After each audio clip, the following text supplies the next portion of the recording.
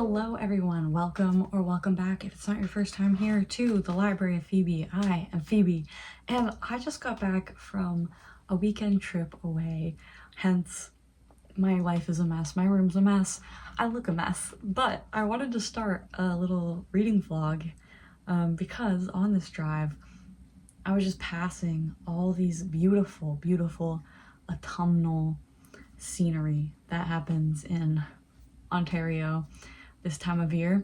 So it was really inspiring to pick up some cozy, or maybe not so cozy, maybe some like studious autumnal reads.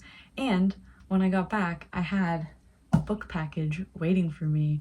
I did a small little book order, so I figured I would include the haul here to kick off this vlog of nice, beautiful, comforting autumnal reading. I need comfort right now, I think. October is a very comforting month as a whole, although it is also scary because of like Halloween and stuff. But I need to like up the levels of comfort, maybe even some rereading. I don't know, probably some academic focused reads, some rereading, stuff that just feels autumn in nature. But without further ado, we'll get to the haul. I haven't even opened the box here.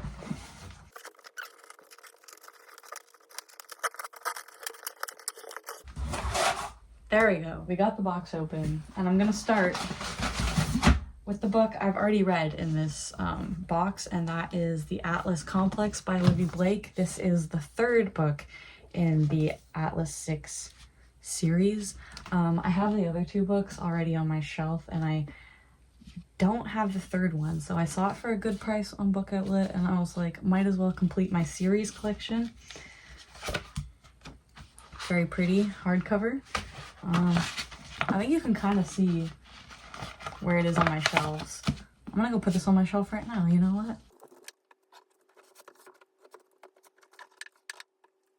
There, now it's in its spot. If you can see that, maybe just barely. Maybe I should have adjusted the angle before I did that. We're not professionals here right now. The next book I have is one that my therapist recommended, so you know I had to pick it up when I saw it for a good price. I already kind of started it from a library copy, but it was taking me a while to read through it, and I needed to return it before I finished it. So it's On Our Best Behavior, The 7 Deadly Sins and the Price Women Pay to Be Good by Elise Loehnen.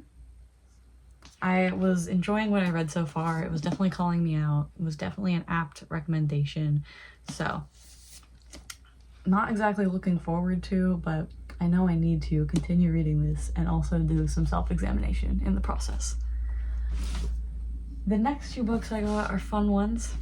We'll start by White Noise by DeLillo. This is like a beautiful, one of these beautiful penguin orange editions of it. Got the French flaps and the deckled edges. This is just one that's been kind of on my radar for a while. I couldn't fully even tell you what this is about. Winner of the 1985 National Book Award, White Noise tells the story of Jack Gladney, his fourth wife, Babette, and 4 ultra-modern offspring as they navigate the rocky passages of family life to the background babble of brand-name consumerism.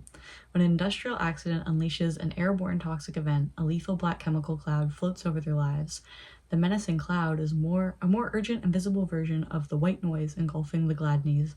Radio transmissions, sirens, microwaves, ultrasonic appliances, and TV murmurings, pulsing with life, yet suggesting something ominous. Don DeLillo's eighth novel establishes him as one of the preeminent American novelists and remains remarkably prescient as a brilliant satire of mass culture and the numbing effects of technology. This sounds right up my alley with what I study. I'm a media studies student, and I love what I study. And I believe this book has been mentioned a few times before, just offhandedly in lectures, nothing that we've really like delved into, but I think it's time for me on my own time to get into this. And then the last one is a really exciting like newer release, which I feel like you maybe don't see as much of on my channel. I do read a good amount of newer releases, but this one's a 2025 release, and it's another Olivie Blake. It's Gifted and Talented, which from what I know is another dark academia-ish thing from Olivie Blake. The summary is really long, so I'm not going to read it to you, but yeah, that's what I know about it. I liked the Atlas 6, it wasn't my favorite, but I'm interested in seeing more of what Olivie Blake has to offer. I haven't read anything else. I've read like a short story by Olivie Blake, which I appreciated enough. And this is a little under 500 pages. I might actually tackle this week. I don't know. It seems like a good autumn vibe. And I saw it for a good price, again, on Book Outlet. Book Outlet, you're my weakness. No more. This was actually probably the biggest haul I'm gonna do of October. I bought one other book in October, but I think we're done for now. So 5 books, only 4 of which I haven't read. Actually, 2 of the non-fictions that I bought, there's another one over there. It's This Life by Martin Hagglund. I've started both of them, but I haven't read all of them. And then 2 new fiction books, because we're trying to cut down on the TBR. If you've seen one of my recent videos, I'm starting kind of a new TBR challenge, which I know I expressed interest in doing previously, and finally getting to it, finally cutting down on the TBR. And the biggest part of that is just not buying more books, which I know this is antithetical to, but I'm a sucker for some beautiful editions and some reads that are highly anticipated. So I made an exception. I'm not on a full book buying ban anyways. I hope you liked seeing these. I'll come back to you with some books I'm currently in the middle of very soon.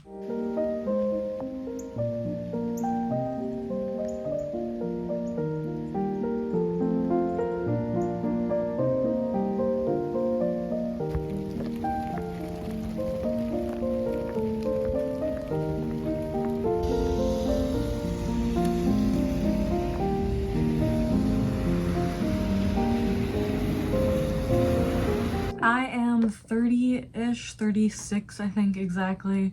Maybe a little higher than that now, since I've read a couple pages since I last updated Storygraph into Lucky Jim by Kingsley Amis. This is the campus novel I'm reading this year. Last year I read Stoner by John Williams, and this year I decided to go for a very different vibe and pick up Lucky Jim.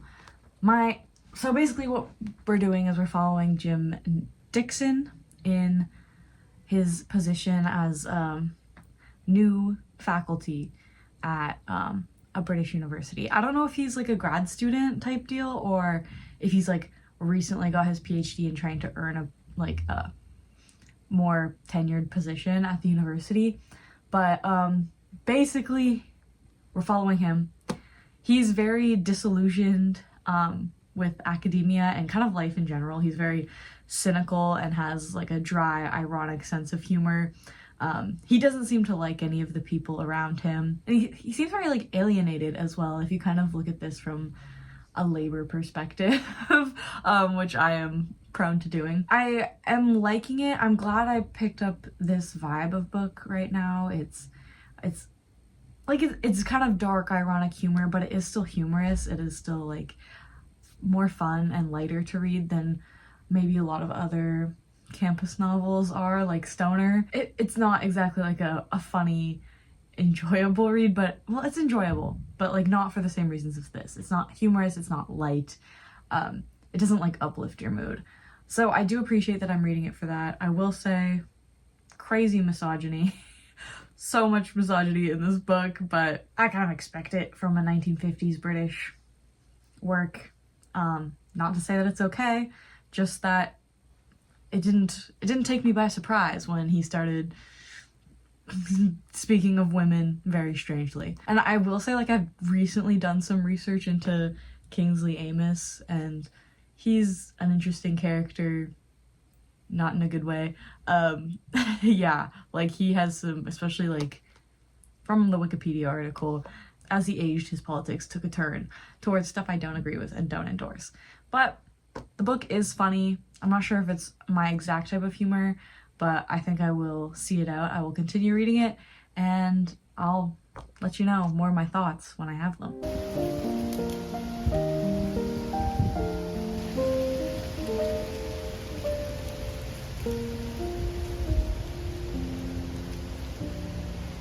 I'm still reading Lucky Jim by Kingsley Amis, but I don't really have any updates on it.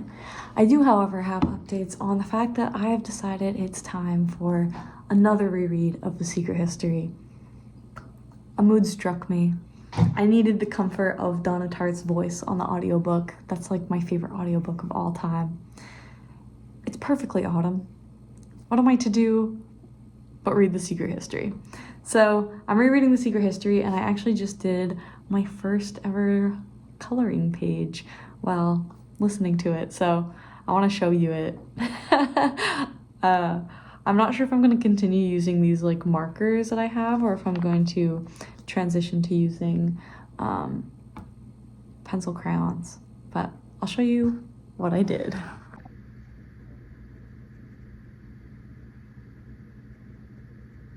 As for The Secret History, I'm not that far in yet. We're still at Francis's country house for the first time, or we were just at Francis's country house for the first time. But I'm just taking it slow. Like, this is the type of audiobook where you're not reading it to get the story, you're reading it to experience the story. So like, I'm reading it at just 1x speed, which is not normal for me. Normally in order to be engaged with an audiobook, it needs to be like at least 1.5x speed. Not this one. This one's just perfect. I wouldn't change a thing about it. It's gonna be 5 stars. It's 5 stars every time, but it feels really good. The exact type of read I need right now, where it's dark, but it's so comforting to me, which is weird. It's a weird comfort read, but I love it. I love it.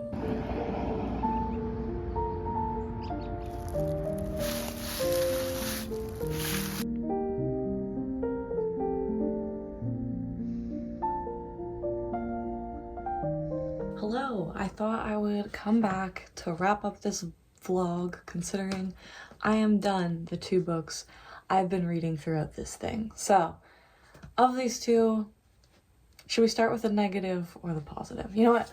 Let's end on a positive note.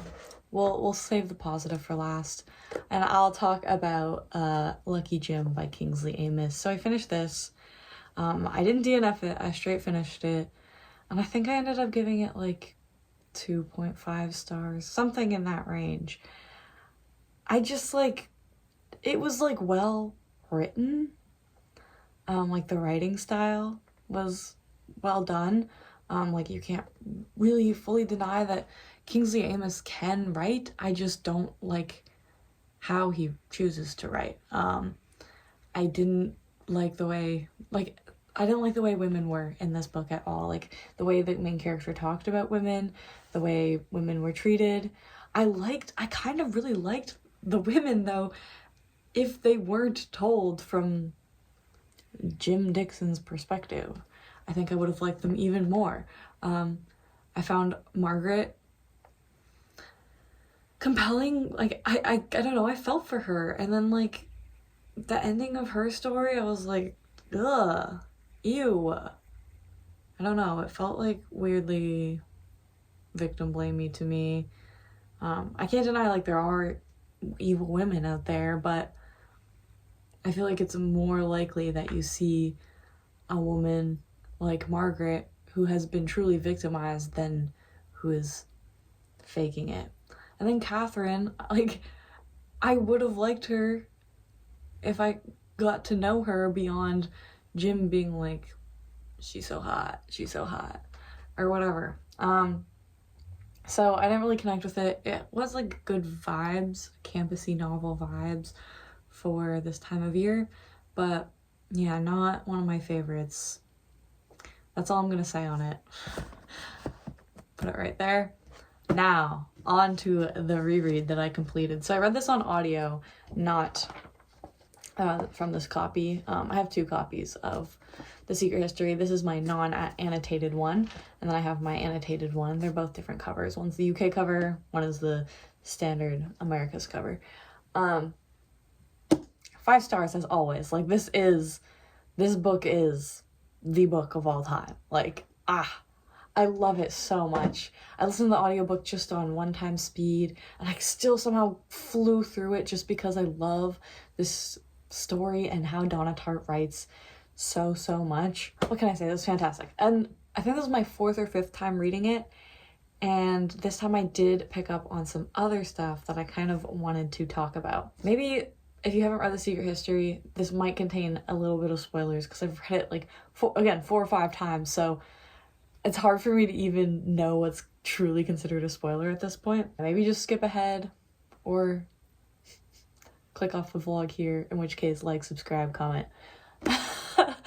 My theories on The Secret History this time around, I kind of got the vibe that they actually didn't have a successful like bacchanal, like the rest of the Greek class. I kind of got the vibe that this was a story that they told Richard because they knew that the aesthetic of it would appeal to him and they'd be more sympathetic to him towards the fact that they killed the farmer. I kind of think that they went out and intentionally killed the farmer. Like, I don't know. I actually believe both interpretations of it, like that they actually had like a successful, almost magical bacchanal. Because there's not really much other magical stuff that happens or like spiritual stuff that happens in this book. So it could be an option as well that like they straight up didn't. They went out and killed the farmer, I think in a desperate attempt to reach the state of bacchanalia. That's my first theory. This last theory, definitely a spoiler, so be warned. At the very end of the book, in the epilogue, Richard talks about how his graduate work is in the field of study of Christopher Marlowe, and he makes sure to tell us Christopher Marlowe died at 29. And Richard is 28 when he's telling us this story. And then one of the very last scenes is him dreaming of Henry, and that's when my favorite line of the book is said, which is, "I'm not dead, I'm just having a bit of trouble with my passport." And I kind of think that is foreshadowing to Richard dying very soon after telling us this secret history. I think he dies when he's 29, like his fave Christopher Marlowe, and he goes and meets Henry, and that's why Henry had been appearing to him when Henry hadn't appeared to him since he was shot in the hospital. And Francis saw him when he almost died from a suicide attempt. So I think Henry comes to people who are close to dying. I think Henry is a way of connecting with the other side, because Henry's on that other side. But if you know Henry and you know the circumstances surrounding his death, that he stayed alive for 12 hours after being shot in the head, like, I think Henry's fighting really hard to stay in contact with the living side. So I think Richard dies. We know Francis stays alive because he's mentioned in The Goldfinch, but Richard, I think this was like his final confession. I don't know. I just like have fun making up theories, even if they're kind of far-fetched or whatever. Every time I reread, it keeps the intrigue going, and you always notice little details with every reread.